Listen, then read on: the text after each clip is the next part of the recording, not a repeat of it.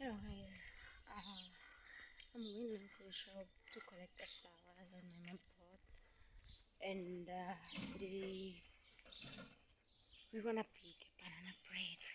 So I already have all the machine stuff and everything. Now I just wanna buy the flour. So it's a pass for now till I reach to the shop. See. So yeah.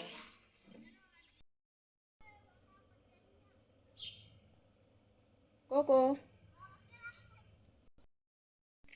So as we got it here.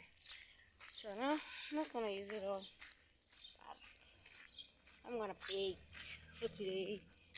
And I don't sell cookies, but I do bake them cool. And I know guys, you can love them. You're gonna love them so much. So for now, it's a pause again. I'm so sorry, but yeah. Now the bake on here. This one, I'm gonna use it for baking. Yeah, these songs don't matter about it. Just enjoy them for good. So now we're gonna take a table. You're using this table. This one right here. You're using this one. So I'm gonna put the table here so that we can start baking. Guys, let me put all the needs that we are going to use. For now we're going to use 3 bananas. Yeah, I have 2 here.